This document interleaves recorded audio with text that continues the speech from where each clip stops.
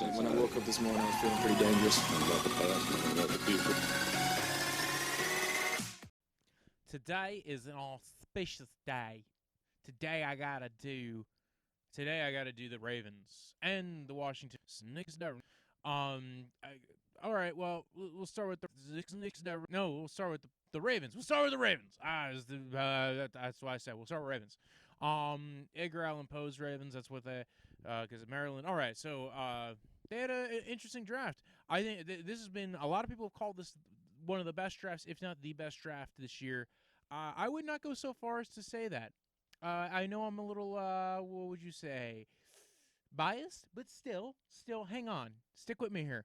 I think it was a great draft. I think it is definitely top 5, top 10 draft. I think, so first off, go right off the bat, Patrick Queen, LSU, great linebacker. He is probably the best coverage guy outside of Isaiah Simmons, as far as like he has a good feel for zone coverage. We saw him make plays in the LSU game. He kind of came on late last year. He kind of came on late in this draft process, right? Like usually you're going into January and February, and you've already know these guys are going to be draft picks. And honestly, people didn't know that Patrick Queen was going to declare until he declared, and until after the Clemson game where he did really well. He played again, when he so he played really well in that game, kind of gave him a little bit of a name for himself in the college football playoffs. So everybody kind of peeked into him, and then they started looking at his tape because nobody really paid attention to him. And they went, wow, wait a second, this guy knows how to play. He's actually a pretty good coverage guy. He knows what he's doing. So, okay, that was their first round pick, and I don't know if they actually thought he was going to be there, right? And because he wasn't the first linebacker off the board even. I think that was the pick that a lot of people hold as the crux of this draft. I will say this, he was probably the best positioned player at that spot, right? Like they weren't getting a Chase Young at 28. They were getting, like, either you're not getting a position of value, but you're getting a very good player at that position. So, for instance, linebacker is not a position of value unless they're very good at coverage. He's not to the Isaiah Simmons level of coverage, but he's really good. He's pretty good. He's going to be good in zone. You're going to have to, you got to coach him up still. He wasn't a top 10 player. I think a lot of people kind of overrate what he was valued as far as the linebacker goes. So, again, not really a high position of value. Played pretty well and does some of the things you want for a high-paid linebacker to do. And they needed to replace C.J. Mosley. I actually thought their target was Kenneth Murray, the guy who went to the Chargers. So I was a little shocked by him going before Patrick Queen, because I thought Patrick Queen, depending on what you wanted to do, those two guys had very different skill sets. But nonetheless, good pick. I like the player. Let's go to round 2. JK Dobbins, right? Ohio State. There's been a lot made about this pick, right? Running back in the second round, which I didn't know it was against the rules to take a running back in the second round now. I thought it was strictly the first round. Now you're getting a lot of people saying you're not supposed to take a running back in the second round, which, hey, if you want to hate on the Ravens for taking one of the top 5 backs in this class, who were all really good running backs, by the way, I don't know. Like I personally actually like the player. I like the pick.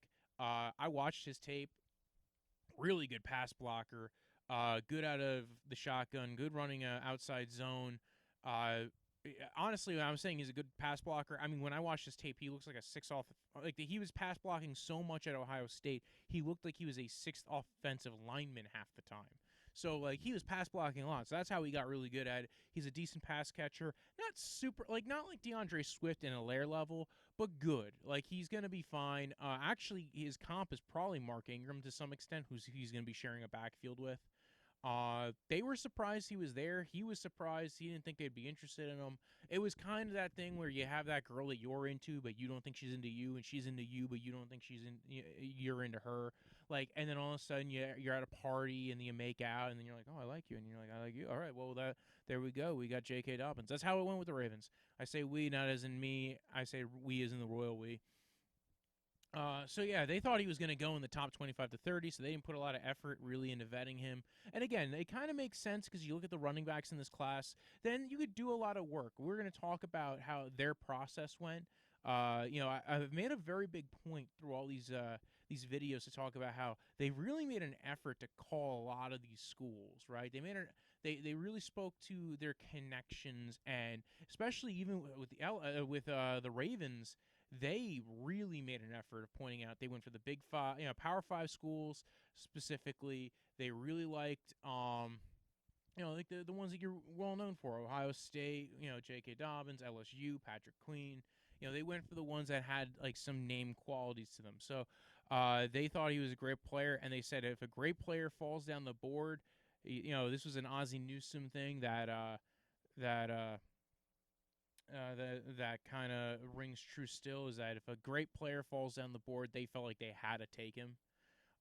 Justin Madubuike was one of their other day 2 picks. They took him out of Texas A&M. They said, they want to bring him in, have him in a good environment. He's going to learn, right? He's going to learn from Calais Campbell and Derek Wolfe and Brandon Williams. They got a lot of D linemen, but these guys are getting older. Brandon Williams is getting older. Calais Campbell's already kind of old, but he's very good. He's very, very good. They got him for a 5th-round pick and extended him, right? So they got this older D-line room, Derek Wolfe. They were supposed to get Michael Brockers and instead backed out on that deal because they said that he didn't pass the physical. So, they looked at this. They said, listen, we're going to get a young guy in that room. He's going to be explosive. We could have him in a room with a bunch of vets and coach him up. He's good at getting to the QB, causes pressure and hits, explosive, quick, twitchy, heavy-handed guy on leverage blocks. These are their words now. Works the edge really well. They're going to be able to utilize him all around the line of scrimmage.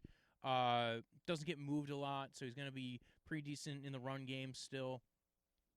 They went for Devin Duvernay, right, round 3.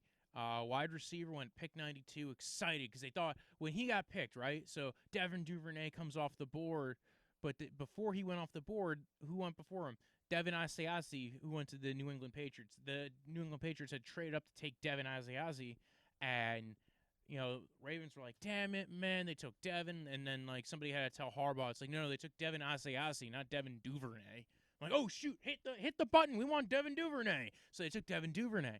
Devin Duvernay is a fast, quick, kind of really good lineup in the slot guy, but they even made a point to say, listen, we don't do slot. We don't believe in that stuff.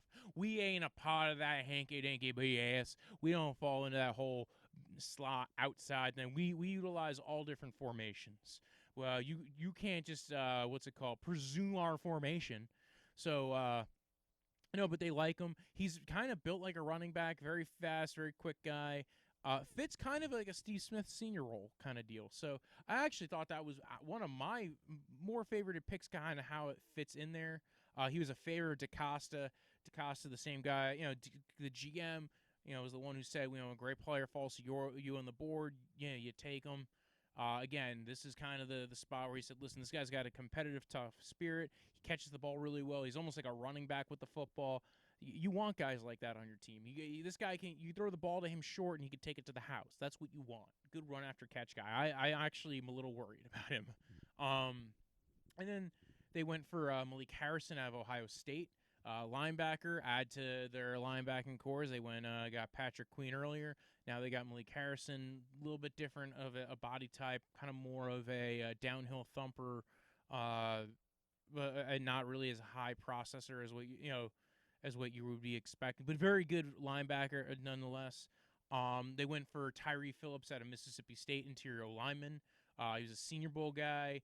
They are going to probably move him inside the guard, play with, he played both at the Senior Bowl. He can transition. He's got to get work and compete for the position, but they said, listen, they liked him at the Senior Bowl. They kind of like what he can do. Good people mover. Let's go ahead and grab him. Then they double up, right? Day 3, they go ahead and get Ben Bredeson out of Michigan. Harbaugh already has an in with Michigan, his brother. And apparently his dad texted him and said, listen, man, you're going to love Bredeson. I'm like, Dad, why are you calling me about this? Not my brother worked there, not you. And I'm like, listen, man, I got to hang out. Listen, okay, so basically Bredeson's very good friends with Harbaugh's father. But apparently the compliments that he got were very good. Like, you will love this guy. He's no-nonsense, all football, all the time. Also, his mom does the dog show, apparently. So that was part of the interview I thought was kind of weird. He found out about the guy's mother through a dog show thing. Broderick Washington, D tackle, was another day 3 pick. Actually, we'll just go ahead and list off the day 3 picks. Broderick Washington, James Proche. They actually traded up for James Proche. Again, Senior Bowl, excellent hands, good play inside, kind of crafty, competitive dude. Those are their words. And Geno Stone, they liked his processing, good field safety, rolls up into the box, good picking up routes, shows a feel for the QB, IDing run action quickly, and a good feel for what's happening in front of him. So, interesting draft. Like, I honestly think this was they doubled up at a lot of spots, and when they didn't, like, again, Geno Stone's a really interesting player, very good player, very, I was kind of thinking he's more of a Patriots guy. I thought that was the guy the Patriots were going to target at some point. So, again, this was, you look at it, day 2 presser, some guys who they felt like they had to pick. Whiteouts went off the board quickly, but they got lucky when they got Duvernay. On the day 3 conference, they felt like they filled most of their holes outside of edge rusher, which kind of makes sense. That's kind of still the issue with the Ravens, right? Is that they don't really have a true edge rusher. Like, Judon kind of got a benefit out of a very heavy man coverage scheme and a lot of blitzing and stunts.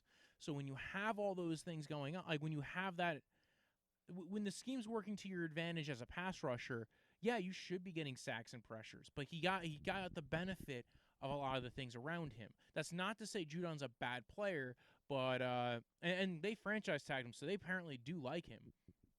But I felt like they were kind of like looking for other pieces to put there. Hopefully that way they can either move on from him or do something next season, regarding. And they just didn't seem to grab anybody like that. And it was a weird draft for pass rusher. They felt like they got accomplished players, winners, guys who came from winning programs. They try to make the offense like undefendable, right? With Duvernay, they have not really. They were saying it was a Harbaugh and Decosta. I don't remember which one who said it was Decosta or Harbaugh. They said, we want to make our offense undefendable, and they still have a lot of work to do for that. But they felt like they were making moves, and these guys all have to get in the program and get to kind of know the playbook. But they felt like it's not undefendable yet. They talked about the usage of the wide receivers. They don't have to show a slot. They don't really truly have a true belief in that. Everybody plays inside and outside. Snead, for example. Duvernay and Proche can be used all over. Switch routes, snap motion, pre-snap motion. Next year's draft also looks good. Was part of which is why they were like accumulating picks for next year. They spoke to what this COVID situation did and forced them to do, right? It forced them to have to take a look at tape. It forced them to strictly rely on the tape and then maybe talking to coaches, because you weren't getting pro days to talk to these guys, right? Like, pro days are that like secret like formula of, hey, I get to spend a little bit of extra time. The Senior Bowl, I get to spend a little bit extra time. That's why they have these things, right? You're not allowed to just suddenly lock down 100 different players and try to have meetings in a 2-month span. It's very hard to pull it off, so they limit it. And then it got even more limited with COVID. So you have no pro days. You basically had the Combine, which you didn't know you weren't going to have pro days after the Combine, and you had the Senior Bowl. So that's why you saw a lot of Senior Bowl guys get picked, including here. They lost Marshall Yanda. He retired. Skura, I don't think they feel all that happy about. He's coming off an injury. They gave him an original round tender, which meant he probably could have walked in free agency if somebody gave him an offer. I don't know how they feel overall about this roster. They didn't seem like, yes, this is the complete deal, which, I mean, if you have a good team-building mentality, you walk into the room thinking you got to keep building, right? They wanted competition. They wanted more guys there. That's why they got 2, interior offensive linemen to duke it out for the guard spots and maybe even the center spot. So they went after linebacker. It's kind of been a position in need. I didn't really think linebacker was because again, you're seeing a lot of teams kind of devalue that position. But like I said before, Patrick Queen was good for the spot he was taken, 28th overall. Linebacker might not be a huge value, but it's a good position if you get a good one. He seems like one that can be a good one, and you took him in at the end of the first round. I thought that was a good pick. I thought their first few picks were really good. I do think it's getting a little, and I love Devin Duvernay. I actually thought that was a really good pickup for him as well. The guard spots, I felt like it was a little late to wait, but there wasn't a really good interior O-line class here, right? So it was, the best guy was maybe Cesar Ruiz. Well, he went off the board way before they picked. And then the next best guys were like, what, Hennessy? Well, you really only want to have him if you're running an outside zone scheme. Jonah Jackson I like. But again, a lot of the players that you probably would have wanted either had injury issues like Netani Mutai, or maybe scheme question marks, or maybe they were more pass protectors than they were run players. So overall, I thought it was a good draft. I thought they got a lot of value for their picks. There's a lot of good players that they picked up. Geno Stone's gotten a lot of hype. I think he's going to be a good, replacement for Tony Jefferson, who they released in the offseason. That running back room is going to be crazy, man. They got Mark Ingram, JK Dobbins, Gus Edwards, and Justice Hill. I'm guessing one of those guys is probably not on the roster come day one. You got an interesting receiving core, right? You got Marquise Brown, the speed deep threat guy. You got Devin Duvernay and James Proche, very versatile guys. I think Willie Snead might not even be on the roster day one either. That's another guy who, if the contract fits, he might not be there anymore. I think, there is the aspect that you have the veteran presence in the room. There's some years where you have those kind of guys like Chris Hogan last year on the Panthers, or you'll every once in a while, I think it was like Anquan Bolden was kind of that guy where you get like a receiver, you get a veteran in the room to kind of lead everybody off, to kind of like James Jones, who used to be on the Packers. Like, again, you had an elder statesman to kind of help lead the team, help lead the young guys, if you will, to kind of show them how it's done. So that's kind of what I feel like Willie Snead's role is on this team, is the elder statesman. Chris Moore's still there. He's kind of been more of a special teams guy. Miles Boykin, man, this has got to be, hopefully they get a step up from Miles Boykin. Well, hopefully on their end. You got Mark Andrews, right? He played really well. He's kind of been a big piece of their offense. Nick Boyle. And then you look at their offensive line, right? They got Ronnie Stanley, good tackle. Orlando Brown, good tackle. DJ Fluker, meh guard, but a guard nonetheless. Who, at least you have somebody there. I totally forgot that they had signed him.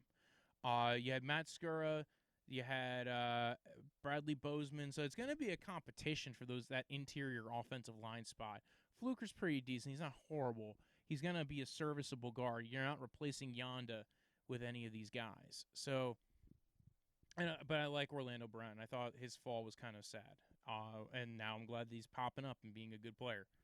Again, I was talking before, Derek Wolfe, Brandon Williams, Calais Campbell, Matt Judon, Madubuike is going to be in that room now. It's going to be... their defense played really well with the man coverage. They have Marcus Peters. They have Marlon Humphrey. They got Jimmy Smith. They don't have Brandon Carr, I don't think, anymore. No, I don't see him on here.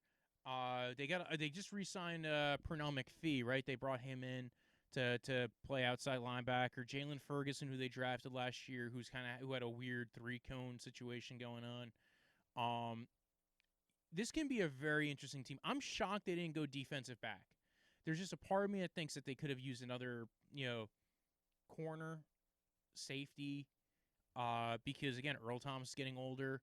Yeah, they have Deshaun Elliott, who's not really that big of a deal. Marlon Humphrey's great. They just exercised his 5th-year option. Jimmy Smith's getting older. He's going to be more of a depth piece now. Marcus Peters is pretty good. But, again, he can have a down year. If you're utilizing him right, he can be great. And then... they just extended him, so who knows? Like, we've seen it happen before where he's had very good years and then very weird years. So this team looks really good on the roster. My one question mark is, can you get all those DBs to play the level you got them to play at the end of last year? Because if you can, that's great. And again, if you can't, your pass rush is almost non-existent. Calais Campbell being the one addition that I think changes that quite a bit. But again, Pernell McPhee's a lot older. Calais Campbell has not been, Calais Campbell of 2 years ago. He's still good, but he's not. At one point in time, this guy was literally the Hulk, if you will. So that was the Ravens. I thought they had a great draft. I think it was very impressive. I'm excited to see this team play, even if just to watch players play games. Overall, good draft. But I actually don't know if they're really much better than they were last year, and that's really my one question mark. Yes, Patrick Queen makes them a bit better. Dobbins, I think, makes them better. But what you're really looking for is how much is the needle moved, right? And my one question mark is how much did the needle move for this team with these picks? Devin Duvernay is the one guy who I think actually might be the needle mover, right? Because they didn't have that kind. They had like he can be the better version of Willie Snead. That's why I really like him. JK Dobbins can be really good, but I don't think you don't already have that on the roster. I just like him because you're gonna have this guy for the next 4 years anyway. It's not Engram's gonna get older either way. So I don't think that makes you much better for the short term necessarily. Is like the next 4 years he makes you better, and I do think he's a really good player. So outside of those guys, the defense get a lot better. Well, honestly, I don't think Malik Harrison made you that much better. I think Patrick Queen could, but we see linebackers take a little bit of time to develop. So I think this is a good team. I think it's going to be the team to beat in the AFC North. But let's move on, shall we? And now let's talk about the Washington Snyder team, if you will, right? The team that's down by D.C. that has a lot of fans down there. Because this is the team of D.C., I guess, and they had to pick a weird-ass name.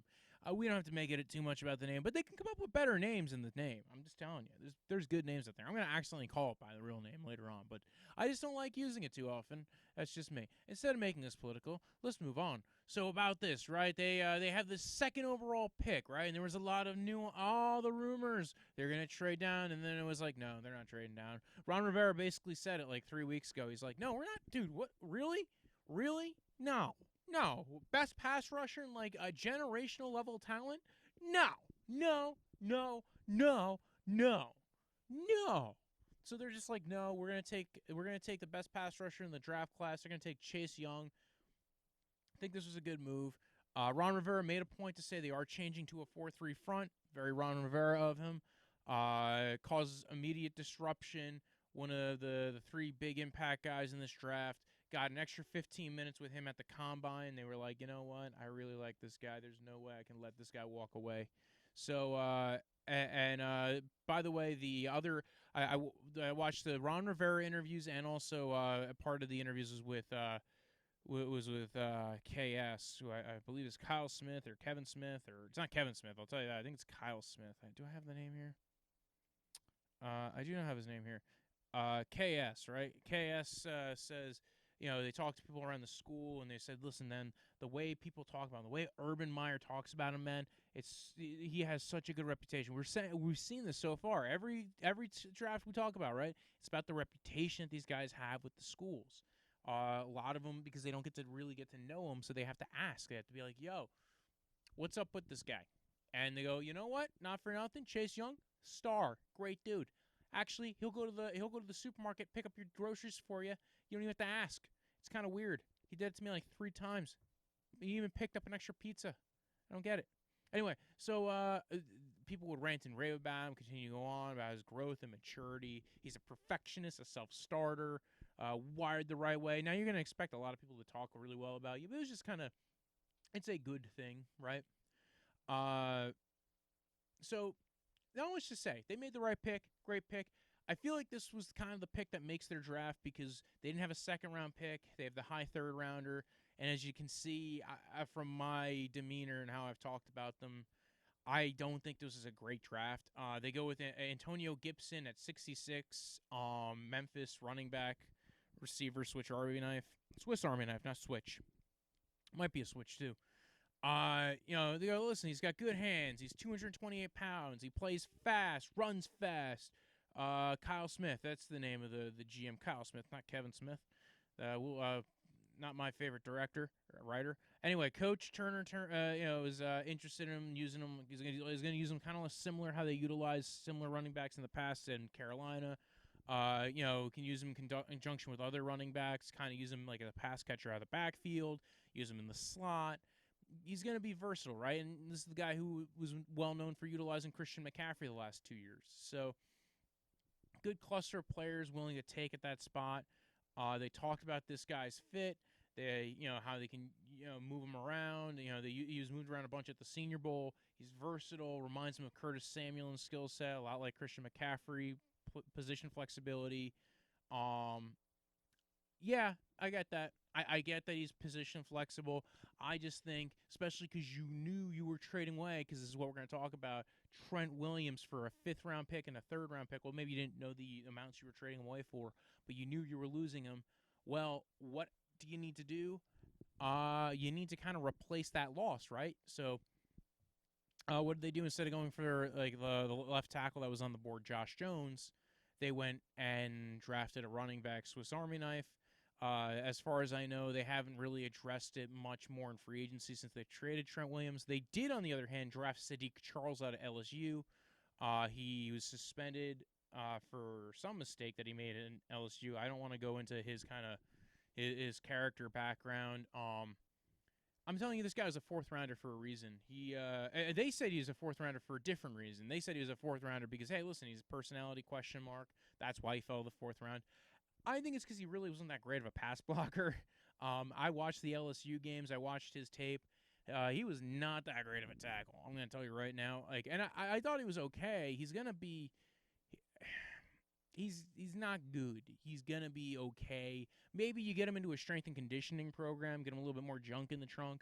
Maybe he fills out a little bit more, and maybe he develops. Because he does have good technique. So really it's about strength and power, and if you can get him a little bit of that, I think he can develop. But I really felt this is more a developmental guy. I wasn't a big fan of Antonio Gibson at 66 because there was other players on the board I probably would have went with, but that's just me. Then they went with Antonio Gandy Golden, a wide receiver, good play speed, can work the middle, physical, makes physical blocks, has a special teams value. Then they drafted Keith Ishmael, another offensive lineman, but this guy's more of an interior guy. And they made a deal about, he's guard center versatile. Well, yeah, okay. And we're going to cross-train everybody. Sadiq will cross-train as well. I get it. Again, probably not even the best offensive lineman they could have gotten at that spot, but whatever. You're talking about 5th-round picks. They went and got Khalid Hudson at Michigan, linebacker. They said, listen, man, this guy's good, playing in space, good understanding of passing routes, good coverage guy. Then they went ahead and went for safety Cameron Curl out of Arkansas, safety, but he started at corner. And then they drafted edge James Smith-Williams out of NC State. And they made a point to say, you could play 3-tech, you could play on the edge, he kind of can move around. Let's talk a little bit about the press conference. They also, like I said before, they traded away Trent Williams for a 5th-rounder and a 3rd-rounder. Rivera disclosed that they were earlier on in the year offered the equivalent of a 1st-round pick for Trent Williams.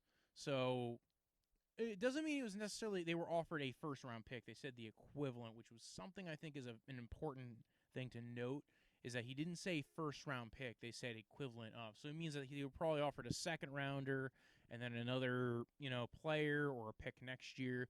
And I'm guessing that was John Dorsey, former GM of the Cleveland Browns, because that sounds like something he would have done. Yeah, so a lot of what Ron Rivera and Kyle Smith made a point of was that they were happy that it was over, that there was a lot of stress revolved around him being there, that it was a very stressful situation. It sounded like Kyle Smith just wanted it to be over with. Ron Rivera said he wants people in there. He wants a sustainable winning culture, and part of that is attitude and building the culture around people who want to be there. And that's why they were saying, listen, we're going to start fresh. If he doesn't want to be here, get him out the door. On the day 3 press conference, and by the way, I don't know what it is with Washington's press conferences. Maybe YouTube doesn't list them, but all their press conferences were on their website, which is fine, but they were hard to find and hard to really get a hold of, whereas a lot of these press conferences are super easy to get a hold of. Took me a little bit of finagling and finding it. UDFA in Thad Moss. I don't usually go into UDFAs. This guy was a guy who was expected to be drafted. A lot of them were the tight ends, right? So injury-related, productive, had good hands, good ball skills. They mentioned position versatility as an importance for a lot of these players, right? Sadiq Charles, Ishmael, even with the 7th-rounder that they took, what's his name? James Smith-Williams. They mentioned, him being able to play edge and 3-tech, right? Starting over every opportunity that giving people multiple opportunities to get on the field, trying to get guys on the field as much as possible. Made so much of high emphasis on high character, right? Had Sadiq cross the threshold. They, he had to be clean, finish the season. He was contrite about a mistake, when it was all taken from, he said, this is the quote that I didn't care much for. When everything's taken from you, you want to go back and do it right. And he knew he was going to be on a short leash. That's a weird thing, because that statement tells me that you're upset that you got in trouble, that it was taken away from you, and you're upset about the punishment. I don't think that as contrition. I think of it as, and I probably still would be okay personality-wise. Like, I don't have the full details on what happened with Sadiq. I am usually a pretty, like, I just think it was a weird thing that they addressed it, and this is a statement that they relied on, which is when it's all taken from you, you want to just go back and do it right, which is not really a sounding, a resounding contrition statement. That sounds like, hey, I'm mad I got punished, so I don't want to ever be punished again, which that's like my issue when people tell me that they don't lie because they're bad liars. Like, you're why are you telling me you're a bad liar? Are you setting it up? Anyway, they spoke to him on Zoom, and then again they discussed how you balance position versatility, and they say, listen, that's what you do best, right? For instance, Sadiq's a left tackle, right? He's probably going to cross train at guard, but he's most likely going to be the left tackle.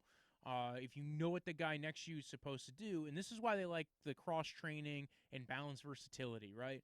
If you know what the guy next to you is going to do, it helps you understand and know how to do your job. I like that. That's a good Ron Rivera-ism. I think that's a good one. That's why I like Ron Rivera. He does coach really well. And the idea of cross-training players, having them line up at different spots, getting to know the guy next to you's job, I think that's great. I think that's great beyond just football. I think that's great for, like, when you're doing real jobs. This is what we learn, right? This is why I like doing these videos. We are learning a bit about team building, but not only that, stuff that you could take to the outside world. That's an important one. I like that. It's kind of how I've always thought, which is, hey, like, if you get a guy, if you can figure out the guy next to you's job, it's not that you're going to be replacing him or doing two jobs. It's that you can understand what he's doing and you understand what he can and can't do, and thus you're not just, like, layering on his plate. For instance, in the filmmaking industry, I know why I'm going so far off topic, but you get the editors and VFX people versus the guys who are doing the movies and the cameras and the stuff like that. But, there's a lot of times people are shooting outdoors and they're shooting movies. Directors are doing stuff, and then they say, oh, we'll fix it in post. And, it happened with the Cats movie, right? We'll fix it in post. We won't use capture suits. We won't use motion capture suits. We'll fix it in post. We'll have the post-production guys do it. And you don't realize it's a more arduous task. It's more laborious. Same thing here. Maybe if your guard's cross-trained at tackle or your tackle cross-trained at guard, they know, oh, shit, man, this is why, like, I have to set up this way, because if the guy bounces in this way, I'm going to go ahead, my guy's going to get fucked. Or, oh, wait a second, I actually don't have to set that far. I don't have to set that close. Like, it gives you a couple of options. It gives you that. I like it. It's a good team-building thought process. I like it.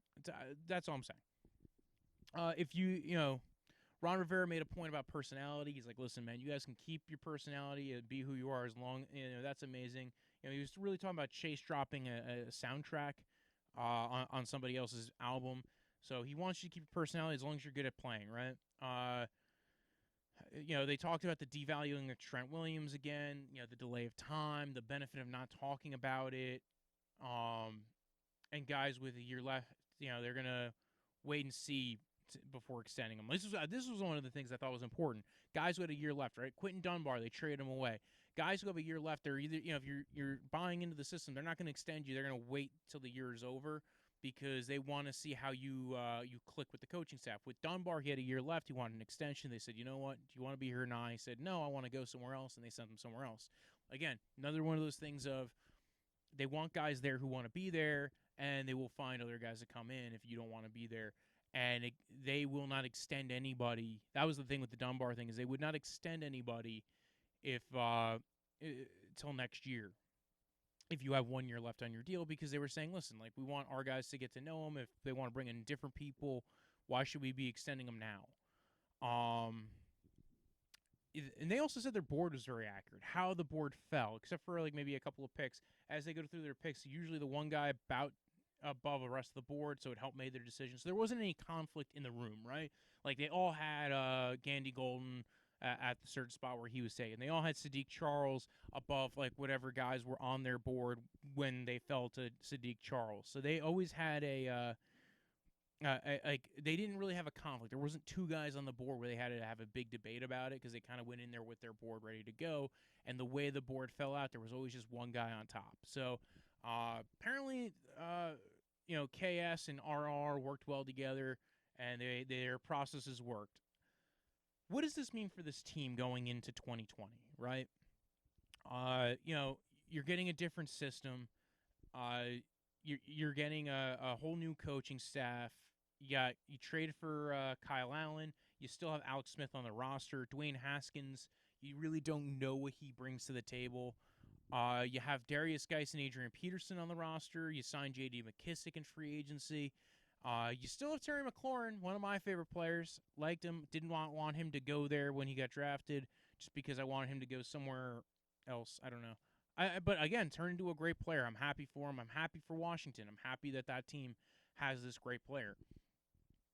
Steve Sims Jr., Kelvin Harmon, Jeremy Sprinkle. Outside of Terry McLaurin, it still doesn't seem like they got a lot of weapons.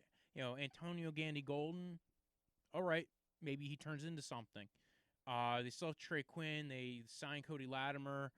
Kelvin Harmon, I like him. Big, slow dude, but good contested catch guy. The only problem is that Dwayne Haskins probably needs better protection around him, right? That was what he was having problems with last year. It's gotten worse, not better. Donald Penn was not horrible compared to, I really don't think Sadiq Charles is going to be what you want at left tackle going forward. They do have Jerron Christian Sr., who's currently pegged on their roster to be the left tackle. They have Wes Schweitzer at left guard, Chase Roulier at center, Brandon Scherf at right guard, Morgan Moses at right tackle. So the right side of the line I like. Moses and Scherf are good. Roulier is okay. Schweitzer, you're now starting to go to a little bit lower end of the line, and now basically left tackle's a big free-for-all, if you will.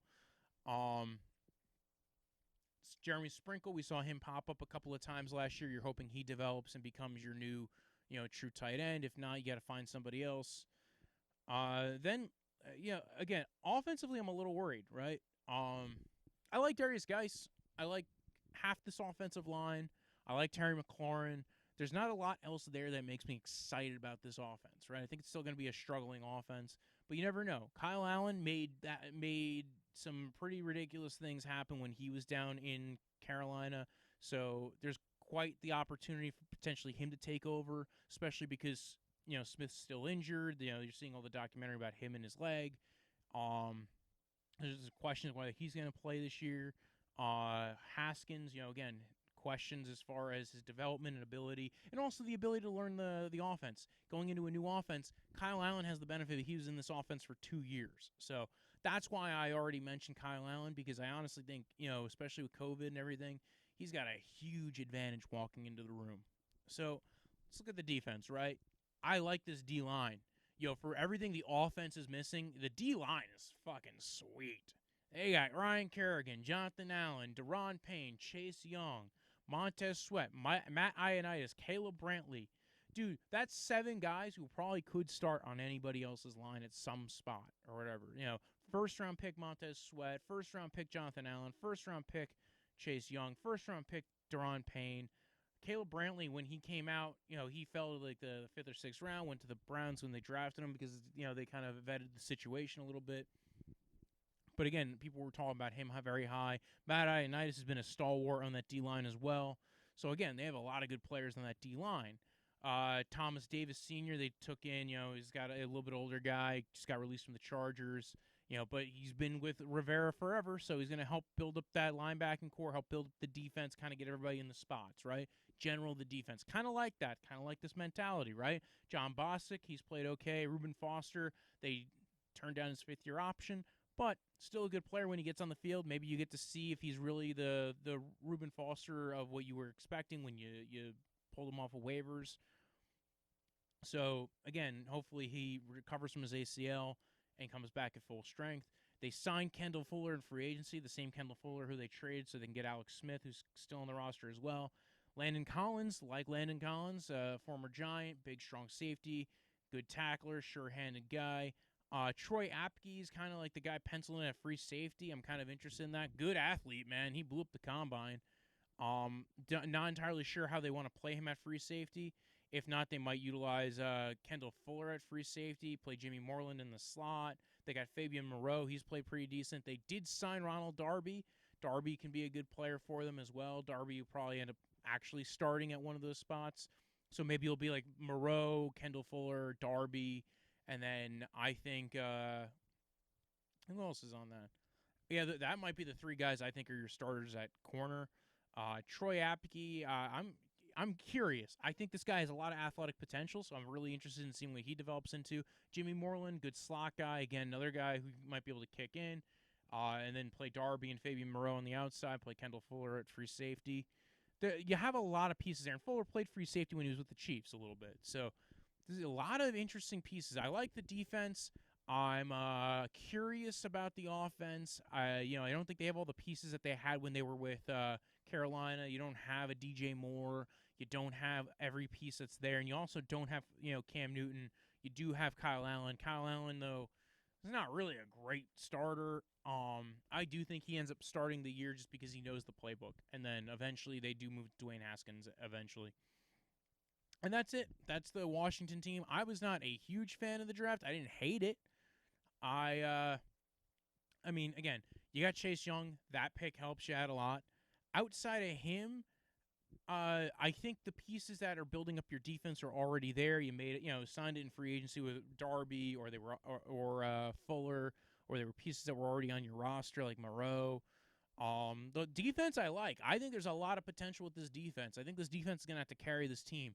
Offensively, I have a lot of questions, right? Half the offensive line's pretty decent. The other half got question marks. Sprinkle, I want to see him develop. Terry McLaurin, man, it's going to be you, buddy.